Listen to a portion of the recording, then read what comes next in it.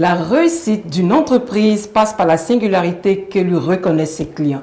Mais comment se différencier de la concurrence et comment s'imposer sur le marché, c'est tout de suite.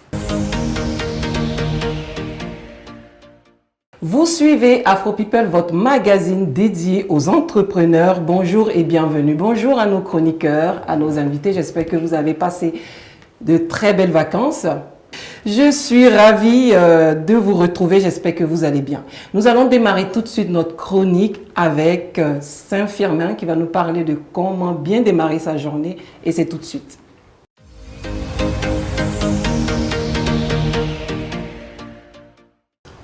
Alors, aujourd'hui, nous allons parler de quelque chose que nous connaissons tous et que nous vivons au quotidien. Cette petite chose qui nous embête et qu'on n'arrive pas forcément à identifier, cette chose, c'est le stress. Le stress.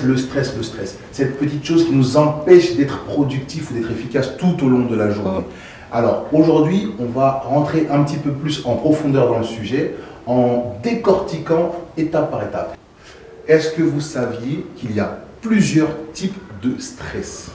Plusieurs types de stress, je sais qu'il y en a, mais je ne peux pas te donner un chiffre. On va voir les trois grandes catégories qu'on retrouve le plus souvent au quotidien, tous les jours et dans la plus grande majorité des gens. D'abord, il y a le stress physique. C'est le plus évident, c'est celui qui se remarque. Donc, ça se transmet ça se démontre par des maux de tête, des migraines. Il y a ce qu'on appelle aussi des TOC, des troubles obsessionnels convulsifs. Donc c'est quelque chose qui revient, vous savez, quand on tape du doigt comme ça, quand on se ronge un petit peu les ongles. Tout ça, c'est des symptômes d'un stress physique. C'est ce qu'on voit le plus souvent. La seconde sous-catégorie du stress, le stress mental. Ça se traduit par quoi? Ça se traduit par des difficultés à se concentrer. Vous savez, vous êtes là sur un travail, sur un exercice, sur un devoir pour les étudiants ou sur un boulot que vous ramenez à la maison et vous n'arrivez pas à vous concentrer, vous êtes distrait. Les petits bruits qui sont autour de vous, le robinet qui est mal fermé, le voisin qui crie dehors, c'est des choses qui vous tendent. Ça aussi, c'est un des symptômes du stress. Toutes ces petites perturbations, c'est un des symptômes du stress mental. Donc là, on n'est plus sur les actions physiques, on est là, c'est en haut, on ne peut plus se concentrer, donc on est beaucoup moins productif, beaucoup moins efficace. Et on va rentrer sur la dernière sous-catégorie du stress, qui est le stress comportemental. Et ça, c'est une des catégories les plus difficiles à déceler, que ce soit en autodiagnostic ou par un médecin ou autre spécialiste. Donc là, on rentre vraiment dans la spécialisation et là, on est plus sur, par exemple, de l'alimentation.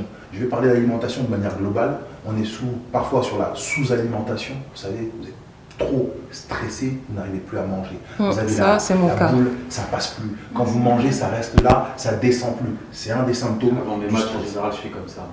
Voilà, exactement. C'est exactement de ça que je parle. Pour les sportifs, ils connaissent tout ça. Vous savez, la boule au ventre qui vous empêche de boire un verre d'eau ou de machin. Mais il y a aussi l'inverse, la suralimentation pour compenser. Il y a des gens qui, quand ils sont stressés, ils ne peuvent pas s'empêcher d'aller manger.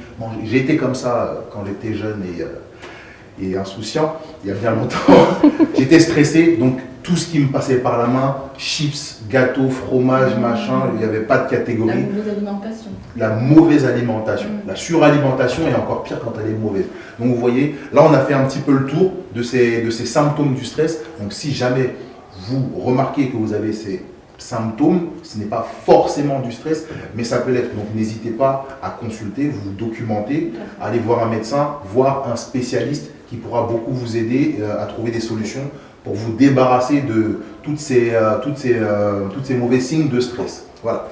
En tant que préparateur, as-tu quelques astuces déjà pour éviter le stress ou pour se préparer quand on a quelque chose à faire, par exemple un examen ou une émission télé à préparer? Le stress, c'est se retrouver souvent dans une situation qu'on ne maîtrise pas.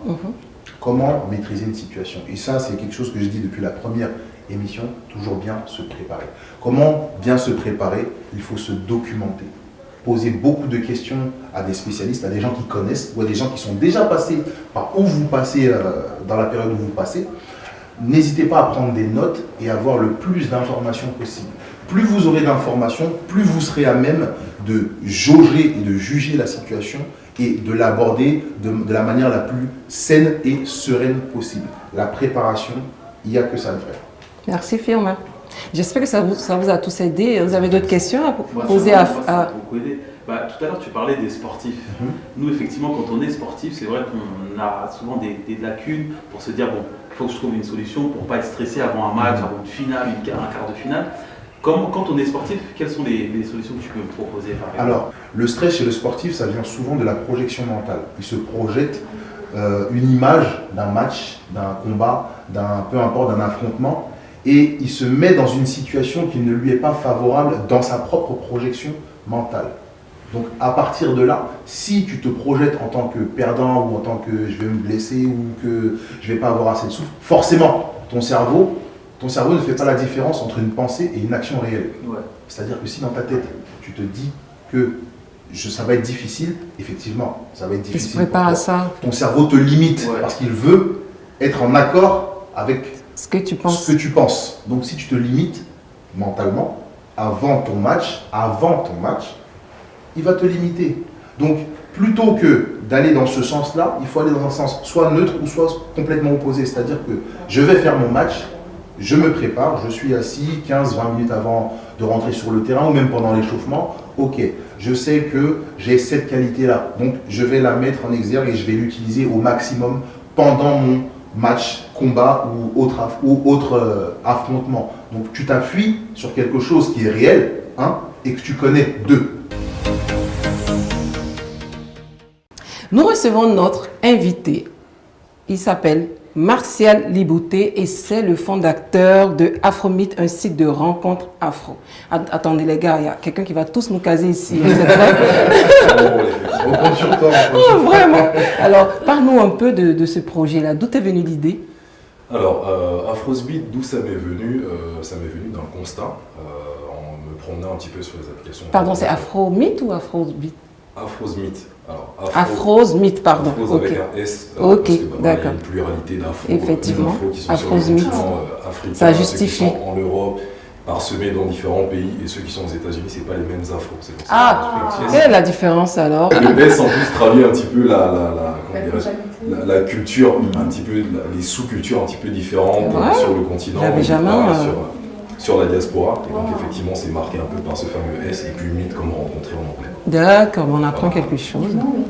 Et ça vient du fait d'avoir tout simplement décelé un besoin en promenant sur des applications de rencontres généralistes. J'ai vu que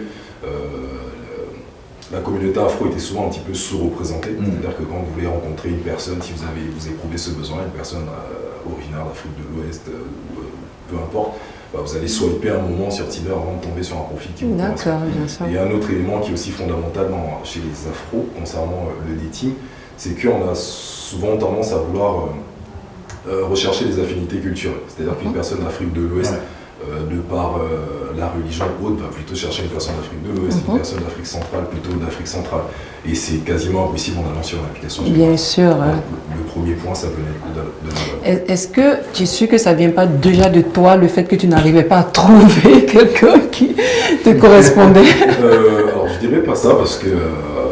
mais c'est vraiment un concept parce que quand on veut se lancer sur des projets digitaux de ce type-là, qui sont quand même des projets d'envergure, parce que c'est une application disponible en 7 langues, qui aujourd'hui s'est internationalisée, il faut vérifier que le problème que j'ai identifié, c'est un problème qui concerne énormément tout le monde, de personnes. effectivement. Donc j'ai fait ce qu'on appelle des interviews, donc j'ai interviewé 200 femmes et 200 hommes pour vraiment déceler quel était le problème réel auquel je pouvais apporter une solution et comment j'apporte cette solution-là et comment je fais pour être différenciant par rapport aux autres applications qui existent déjà. D'accord. Est-ce que la communauté est-elle sensible à ce genre d'offres spéciales? Oui, la communauté est extrêmement sensible. Ça s'est démontré de plus en plus, en fait, c'est monté crescendo de par certains problèmes, entre guillemets, assez délicats qu'on a pu vivre, notamment avec la mort de George Floyd et toutes ces choses-là. Et donc, du coup, de plus en plus, et c'est quelque chose qui tend à s'inscrire dans la durée, il y a cette volonté-là un petit peu de se réunir, de se mettre ensemble. De pouvoir se mettre ensemble, effectivement. Cela dit, ça dit ça. C'est pas pour autant que ça va bloquer les personnes qui ne sont pas originaires de la communauté afro. Quand on va sur l'application de rencontre, on croise aussi deux types de profils. Mais cela dit, on va dire 80% des utilisateurs vont être des utilisateurs plutôt afro, antillais, etc.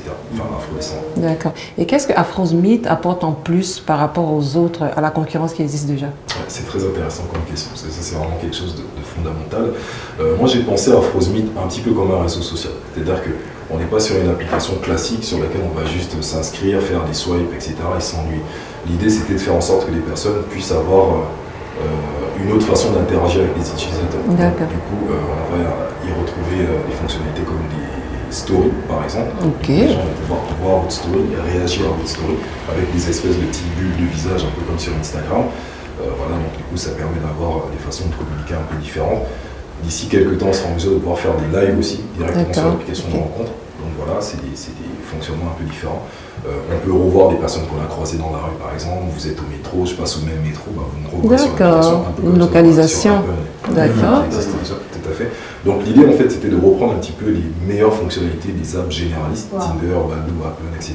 Et puis de pouvoir les retargeter par rapport à ma cible. Créer une communauté autour de ça. Un très, très beau projet, hein. Franchement. Voilà. Vous avez des questions, vous autres? Je te voyais...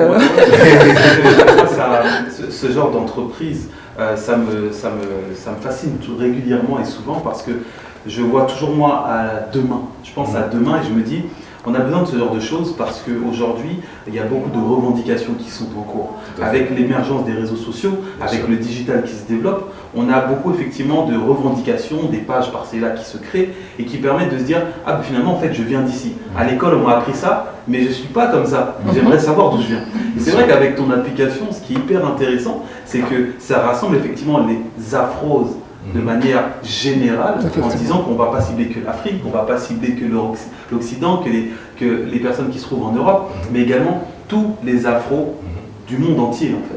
C'est ça qui est hyper intéressant. Alors comme l'expliquait si bien Vanessa tout à l'heure, comment toi tu fais face effectivement, on va dire, comment on pourrait appeler le fast fashion, le fast digital, le fait qu'il y a beaucoup d'applications qui arrivent et d'autres effectivement qui partent très rapidement. Comment tu te positionnes par rapport à ça? Tout à fait. Donc il y a deux éléments pour pouvoir me positionner par rapport à ça.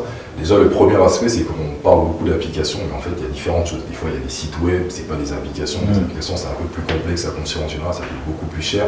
Et même dans les applications, il y a différentes technologies. Moi je suis sur une application, je suis sur une technologie native. Native en fait ça veut dire quoi? C'est que c'est conçu avec ça. Je ne vais pas rentrer dans les détails techniques, mais en fait il y a un certain langage informatique qui est utilisé qui fait que en termes de projection sur le long terme, au niveau des fonctionnalités que je vais pouvoir intégrer plus tard, comme l'intelligence artificielle, la réalité augmentée, l'intelligence artificielle pour pouvoir gérer la vérification des profils, bah, du coup si tu veux, tu es sur déjà quelque chose qui crée un fossé par rapport aux différentes apps qui sont créées, qui sont un peu cheap, dont le seul objectif est de faire de l'argent. C'est-à-dire qu'il n'y a pas cet engagement-là qui est important, qui est fondamental, parce que moi, sur le long terme, l'objectif, c'est de devenir la référence sur le continent africain, et aussi sur tous les afros qui éprouvent ce besoin-là d'aller rencontrer des personnes issues de la diaspora. Donc du coup, on met vraiment l'accent sur de l'optimisation, on travaille tous les jours, du lundi à dimanche, il n'y a clairement pas les week-ends. Et l'idée, c'est de pouvoir avoir l'application la plus optimisée possible en travaillant régulièrement avec des utilisateurs qui nous font des feedbacks, que ce soit depuis l'application, depuis le compte Instagram ou par mail directement. Moi, j'ai une question que personne ne veut poser, mais bon, je fais le sale boulot à chaque fois, c'est pas grave, je suis habitué. Est-ce que c'est payant? Alors non, c'est pas payant, c'est gratuit. Comme sur la plupart des applications de rencontre, c'est-à-dire que vous téléchargez gratuitement l'application. Contrairement à beaucoup d'applications concurrentes du même secteur, c'est possible de pouvoir l'utiliser totalement gratuitement, c'est-à-dire qu'à partir du moment où il y a un intérêt réciproque avec un autre utilisateur, c'est-à-dire que vous avez fait le mouvement du swipe à droite ou vous avez liké directement sur le profil, si l'autre personne fait la même chose, ça fait un match et vous pouvez discuter sans problème. C'est juste qu'il va y avoir quelques limitations, évidemment, voilà, sur le nombre de swipes dans une journée, le fait de ne pas pouvoir envoyer plusieurs super likes, etc., ce genre de choses. Mais sinon, on peut totalement utiliser l'application de façon gratuite. Moi, je tenais à clarifier ça parce que beaucoup de gens font des applications qui se disent gratuites alors qu'elles ne le sont pas. Et comme cette application est très intéressante de par son concept même, voilà, c'est une zone qu'on se demande à chaque fois, mais personne n'ose vraiment. Machin. Ici, on est là pour clarifier les choses, se dire les choses aussi. Donc, je trouve que c'était intéressant demander ça et que notre invité puisse clarifier ça ici avec nous. Bien sûr. Je vais me permettre aussi, parce que je pense qu'on a tous une question dans le coin de la tête. Comment ça marche en soi? C'est important pour elle, elle a besoin de savoir. Les spécificités, c'est Bien très sûr. important. Mais comment ça marche? Moi, je veux vraiment aller sur Afrosmet. Comment je fais? Alors pour aller sur Afrosmet, vous avez deux choses. Soit, je crois qu'on se tutoie, c'est Bien ça, sûr. beaucoup plus simple. Oui. Tu as deux choses. Soit tu vas, parce que tu es sur iOS, donc du coup tu vas être sur Apple, tu vas aller directement sur l'Apple Store, tu télécharges l'application. Soit tu vas sur Android, parce que tu as un téléphone Android, donc tu peux la télécharger de par ce biais-là. D'accord. Donc quand tu arrives sur l'application, tu suis juste différentes étapes, tu renseignes ton prénom ou un pseudo, tu mets ton adresse mail, tu mets un mot de passe. D'accord. Ensuite tu vas recevoir un code de vérification qui arrive par rapport sur ton adresse mail, tu as juste à renseigner ça. Il va te demander de mettre une photo, ça c'est obligatoire, tous les utilisateurs doivent mettre une photo, ça c'est un point sur lequel je mets quand même on est très regardant là-dessus, c'est-à-dire que les photos qui ne sont pas conformes, avec un arbre, un chien, une voiture, Ou sans photo carrément. sans photo, pareil, les profils sont supprimés aussi. Et voilà, l'idée c'est que les gens ils viennent pour rencontrer d'autres personnes et on doit essayer de maintenir une certaine qualité en termes d'utilisateurs. Donc voilà, des gens qui mettent des photos de tasses ou de papier ou de sel, automatiquement ils ne sont pas validés sur l'application. Voilà. Donc c'est très simple pour pouvoir ensuite différentes étapes, on remplit différents champs, on ajoute sa photo de profil. Dès qu'on arrive sur l'application va automatiquement géolocaliser les personnes à proximité. C'est-à-dire que si vous êtes à Paris, il va vous montrer les profils à Paris, vraiment à côté de vous. Si vous êtes à Saint-Ouen, ça va être les profils de Saint-Ouen. Si vous êtes à Toulouse, il va vous montrer d'abord Toulouse. Après, s'il n'y a personne à Toulouse, il va vous montrer la Haute-Garonne, il vous montrera Paris. Si vous êtes aux États-Unis, pas grand monde à côté de vous. Il va vous montrer les pays les plus à côté. Exactement. Merci d'être venu, merci d'être avec nous. Merci d'avoir déjà créé ce réseau social. Ne bougez pas, ne partez pas. Nous allons tout de suite aller pour notre parcours inspirant. Vous allez voir avec nous, vous allez vous inspirer aussi. On a d'autres parcours des gens qui ont réussi dans la vie et c'est tout de suite. Moi, déjà, j'ai une première question. Vous avez l'habitude d'aller en soirée, vous avez l'habitude de prendre des véhicules, mais est-ce qu'il y a des particularités quand vous allez en soirée? Vous allez que dans des établissements de nuit, des boîtes? Est-ce que vous avez d'autres établissements où vous allez en général ou pas? Ça dépend Que des boîtes de nuit. Restaurant. Ouais. Oui, surtout restaurant. Restaurant, pub, ouais. Ça dépend surtout de ce qu'on a envie de faire. Hein. Tout à fait. On ne va pas tout le temps au restaurant, on peut aller marcher par exemple ou faire du vélo. Faire du vélo aussi, c'est plutôt pas mal. Faire des soirées en vélo, pourquoi pas ça J'ai envie de passer pour celle Bon, après le tapage, à l'église aussi. On va à l'église, on fait des veillées de nuit. Attends. Alors, à part les vélos, là, effectivement, j'ai un parcours inspirant. Il s'appelle Jadot. D'accord. De base, il est ingénieur en logistique de formation. Donc, en journée, effectivement, il a son métier. Mais en fin d'après-midi ou les week-ends, pendant les vacances, il a un autre métier qui est dans la conciergerie. Alors, on pourrait appeler ça effectivement la conciergerie de luxe parce qu'il gère des établissements, pas sur terre, mais sur mer. Donc, il a des bateaux, il a des péniches. Je ne sais pas si vous avez déjà fait des tours sur des péniches. C'est plutôt intéressant. Bon, on n'en a pas trop chez nous, des péniches, mais effectivement, ici, il y en a pas mal. Parce que ça représente aussi beaucoup la culture aussi parisienne, on en a beaucoup.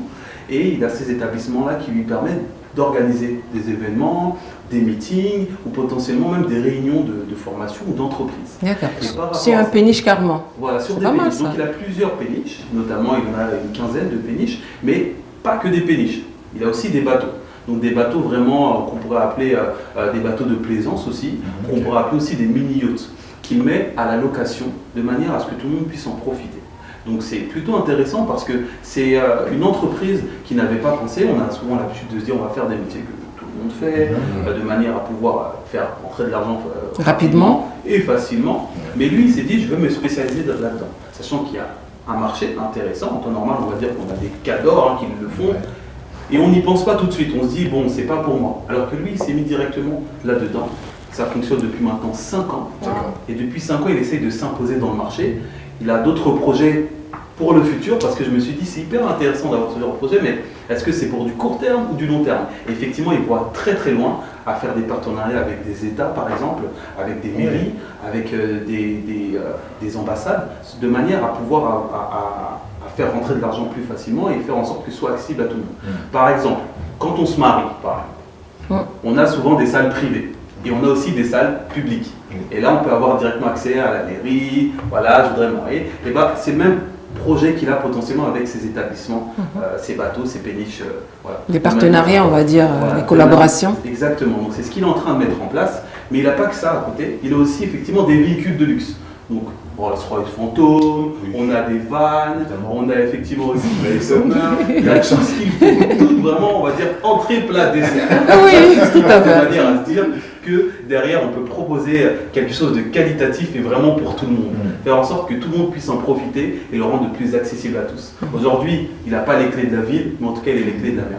Et quand par exemple, quand on a besoin par exemple des services pour louer une péniche et tout, qu'est-ce qu'il apporte en plus Ce qu'il apporte en plus, ce qui est hyper intéressant, c'est que c'est quelqu'un qui est vraiment très très concentré, qui est très méticuleux dans son travail et qui s'est entouré d'une très grosse équipe. Une équipe de sécurité. Il a des capitaines de bateau. Il a tout ça. Okay. Il a vraiment même le staff, que ce soit hôte ou hôtesse, il a tout ce qu'il faut. Tout un package pour réussir une fête sur l'eau. Comme je l'ai dit, entrée, plat, dessert, vous venez, vous vous installez, ok, je fais ma soirée, c'est parti. Aujourd'hui, il organise des soirées afro-boat sur une de ces péniches qui sont très cotées et qui sont bookées, sold out en même pas 3 jours. Donc si sa soirée elle est le dimanche, si vous n'avez pas pris votre place par exemple le vendredi, ça sert à rien de penser Vraiment? C'est booké, c'est trop. Nous, la personne de dernière minute, on est mal barré. Et ça fonctionne du feu de Dieu, c'est vraiment incroyable.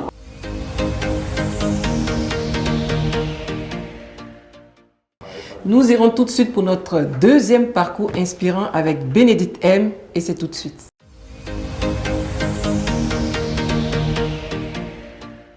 Aujourd'hui, on va parler d'un entrepreneur ghanéen, Dani Manu. Il faut savoir qu'avant, il était d'abord ingénieur en aérospatial en Angleterre. Qu'est-ce qu'il a fait? C'est qu'il a créé, il a fondé une marque qui a proposé justement les premiers écouteurs au monde équipés en eSIM. Qu'est-ce que c'est? Alors, dans le détail, vous avez dans vos écouteurs vos données cellulaires. Plus besoin de téléphone. On se débarrasse carrément de nos écrans parce que c'est vraiment une problématique. Et ensuite, on peut tranquillement passer des appels, recevoir des appels, mais aussi des SMS. Donc là, il a carrément révolutionné le monde des produits connectés. C'est très intéressant parce que là, on voit qu'il a répondu à un besoin, le besoin justement de se débarrasser de s'éloigner de son téléphone. Exactement, parce que ça crée des soucis. On sait très bien que avoir H24 le téléphone devant soi, ça peut être fatigant. Voilà. Et là, d'autres attentes, il a répondu à d'autres attentes, c'est-à-dire qu'on peut aussi faire son petit footing et avoir dans nos écouteurs justement notre playlist, passer un agréable moment. Et pas que, parce que cette invention intègre aussi un traducteur qui peut traduire justement en direct, en instantané, plus de 37 langues. Waouh, intéressant ça. Donc plus de 37 langues en instantané.